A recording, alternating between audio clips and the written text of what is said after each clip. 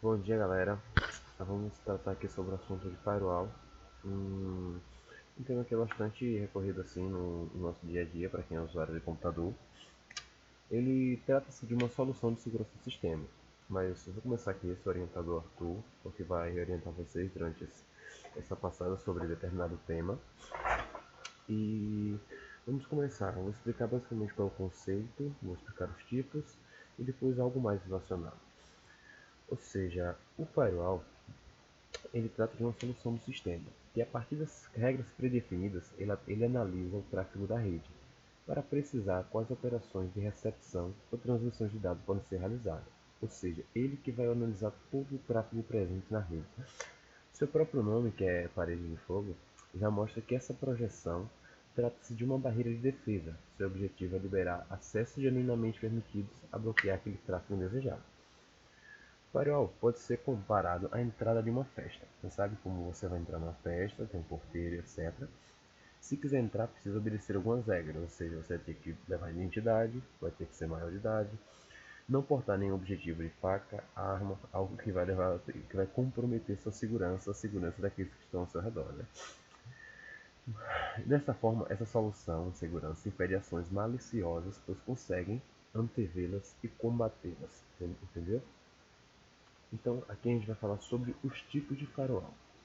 Quais são os tipos de firewall? Os tipos de firewall começam com a filtragem de pacotes. É uma metodologia simples, mas que oferece um nível significativo de segurança. Ele consiste, basicamente, em uma lista de regras citadas pelo desenvolvedor, ou seja, o desenvolvedor que vai citar todas as regras presentes, que o firewall analisa. Se as informações são compatíveis, então aquele usuário é autorizado, ou seja, se as informações baterem, o firewall irá liberar o acesso. Caso contrário, vai ser negado, obviamente. São os dois os tipos de filtragem de pacote. Tem o estático, os dados são analisados com base nas regras, independentemente da ligação que cada pacote tem com o outro. É uma boa solução, embora possa ocorrer o bloqueio de algumas respostas necessárias, devido a conflitos que podem ser criados já que as regras são estáticas. Também tem o dinâmico. O dinâmico surgiu para corrigir as limitações dos filtros estáticos, ou seja, por os filtros estáticos serem limitados, teve que criar outro, e ele permite a criação de regras que se adaptem ao cenário, ou seja, ele já é mais volátil, ele é mais adaptável, possibilitando que os pacotes trafeguem quando necessário e apenas durante um período determinado, corrigindo esse gargalo dos pacotes estáticos. Então, galera, aqui vai ser o 2, que vai ser, aqui, como eu falei, né, o tipo de pacote e os endereços permitidos. A técnica de filtragem de pacotes é ideal para redes pequenas, entendeu? Vamos supor, já quando você implementa aquilo em redes maiores, isso vai aumentar toda a complexidade do sistema, como eu teria dito anteriormente, o estático ser limitado. Pronto, então vamos falar sobre o DOS. Deixa eu ver aqui. Aqui temos o aqui temos o firewall de aplicação. O firewall de aplicação ele atua como intermediário ao computador à rede interna da rede, normalmente a internet. Eles são geralmente instalados em servidores bem potentes, lidam com grandes números de solicitações, entendeu? O proxy de serviço ele é uma excelente opção de segurança, pois não permite a comunicação direta entre a origem e o destino, fazendo com que todo o fluxo passe por ele e tornando assim possível o estabelecimento de regras que impedem o acesso de determinados endereços externos. O firewall de aplicação também executa tarefas complementares, ou seja, tarefas excelentes, como o registro de tráfego de dados em arquivos de log, armazenamento de conteúdos muitos utilizados em cache. Tem também a liberação de determinados recursos apenas mediante a dependência da autenticação do usuário. Porém, sua implementação não é fácil. A grande quantidade de serviços e protocolos existentes na internet, que dependendo das circunstâncias faz com que o proxy de serviço exija muito do trabalho de configuração para bloquear ou autorizar determinados acessos, ou até mesmo não consiga fazer. Agora tem o Spectrum Stateful, que é o terceiro, que ele é acredito que é o mais simplesinho, que é o controle de estado. Considerado por alguns como a evolução dos filtros dinâmicos, os firewalls de inspeção de estado faz com que uma espécie de comparação entre o que está acontecendo e o que aconteça. Por isso, eles analisam todo o tráfego presente na rede em busca de padrões aceitáveis por suas regras, os quais inicialmente serão utilizados para manter a comunicação. E então, estas informações são então mantidas pelo firewall e usadas como parâmetro para o tráfego subsequente. Ou seja, a transação de dados ocorrerá por uma porta não mencionada, o firewall detectará e isso com a normalidade efetuará o bloqueio de todo o processo. Com os atuais meios de invasão.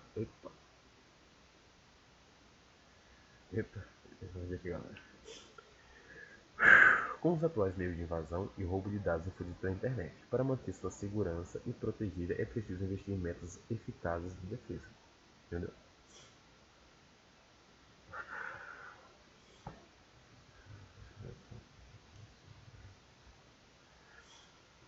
Vamos agora para DMZ, que é a zona desmilitarizada, onde não há segurança. É normalmente conhecida como uma rede de raio. Ela é tem um determinado perímetro pré-estabelecido.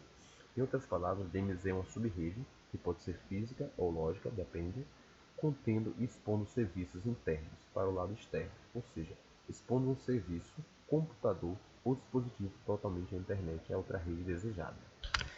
Quando você irá usar o DMZ no roteador? Quando você poderá utilizá-lo? O DMZ é muito útil quando queremos expor um computador ou serviço totalmente acessível pela internet sem usar redirecionamento de portas ou sem filtro, ou seja, para você abrir e escancarar todas as portas ou qualquer serviço para o mesmo. Então, vamos aqui agora para o IP secundário, que já é outro negócio de segurança relacionado à rede. O IP secundário, o Protocolo de Segurança de IP, que é o abreviado IPsec, foi desenvolvido com o intuito de garantir a segurança na camada M do modelo OS, que é a camada de rede, em uma rede insegura, mesmo tendo como foco inicial o envio de pacotes IP. Ele possibilita ao sistema um gerenciamento dos protocolos de segurança, modos de serviço e operação-chave secretos, que são utilizados no serviço de rede. O objetivo do IPsec é fornecer privacidade ao usuário, integridade dos dados e autenticidade das informações. Quando se transfere informações através das redes IP pela internet, o uso do IPsec em conjunto com o L2TP é considerado uma das opções mais indicadas para a criação de conexões VPN. Então, já nessa brecha para VPN, iremos explicar o que se caracteriza uma rede VPN. Ela é formada por um grupo de computadores que se conectam a uma rede pública. Alguns de empresas usam VPNs para se conectar a dados distantes. Por isso que quando você precisa, vamos supor um exemplo aqui relacionado a jogos, quando libera um jogo em outro determinado país e não libera no nosso ainda, nós podemos desfrutar de VPNs para mudar nossa própria localização. Ou seja, a gente vai usar um outro servidor e vamos dizer que estamos em outra localização sendo que não estamos, entendeu? Ou seja, basicamente o VPN permite acesso remoto a recursos de uma rede local, ainda que você não esteja fisicamente conectado a esta rede. Também serve para garantir proteção durante a troca de informações pela internet em rede pública, tá vendo? Como todos estão conectados remotamente. Então aqui vamos ao servidor proxy, que é um servidor intermediário. É o servidor intermediário ele vai fazer todo o intermédio entre as redes. Todas as requisições feitas ao servidor, o site que quer acessar, passarão pelo servidor proxy.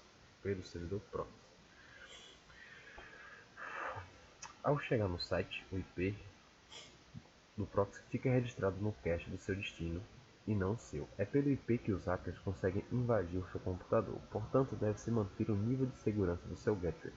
Porta-se ligação com proxy. Seguro. Os riscos são vários, no entanto, dois deles podem ser enumerados como os mais fortes. Ter seu computador invadido ou ter alguém navegando no seu IP. O IP funciona como o número de carteira do seu computador, ou seja, vai ser como se fosse a sua identidade, a identidade do seu computador. Só ele possui esse IP. E ele que determina quem é você na rede. E é por este número que outras pessoas poderão encontrá-lo, caso você possua um endereço FTP, para envio de arquivos para suas pastas. Então, nessa brecha de relação a hackers, a invasão de sistemas, Vamos falar agora sobre o que é o IDS, que muita gente confunde IDS com IPS, e não é bem assim. O IDS é aquele que vai cuidar da detecção do intruso, ou seja, ele vai perceber que alguém está invadindo o sistema. Um dos principais ferramentas a ser utilizado é o Host Based IDS, que analisa o tráfego de forma individual de rede, ou seja, um a um. No Host Based, o IDS é instalado em um servidor para alertar e identificar ataques e tentativa de acessos indevidas à própria máquina.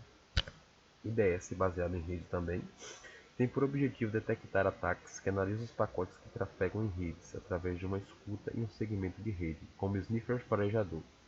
Com isso, o IDS tem a capacidade de monitorar o tráfego e todos nós estamos conectados e protegendo-nos.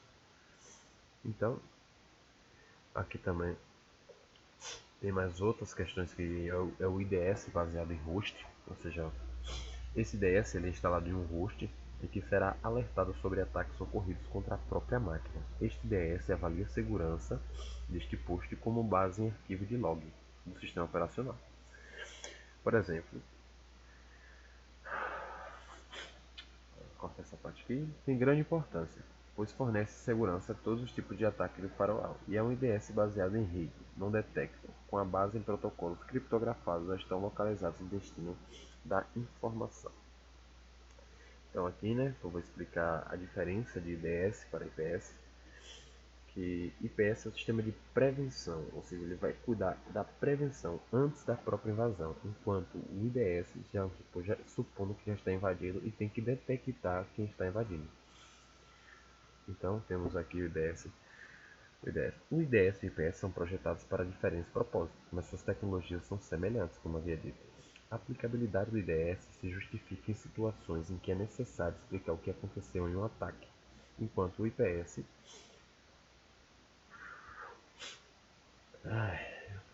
justifica situações, enquanto o IPS interrompe os ataques, entendeu? Ele previne. Em resumo, o IDS coleta as informações que não são prioridades do ponto de vista do IPS, como varreduras de porta e outros conhecimentos. A eficiência do sistema de prevenção de intrusão FPS. Um sistema de prevenção de intrusão monitora o tráfego de rede e tem a capacidade de executar ações imediatas com base em um conjunto de regras estabelecidas pelo administrador da rede, nos casos em que a invasão ocorre em virtude da natureza do ataque ou da velocidade. Então, galera, eu quis dar uma base geral aqui sobre todo o tema, sobre todos, sobre todos não, alguns relacionados a firewall e todos. Então, eu espero que tenha conseguido mostrar tudo que eu queria dizer a vocês. Espero que tenham compreendido. Obrigado.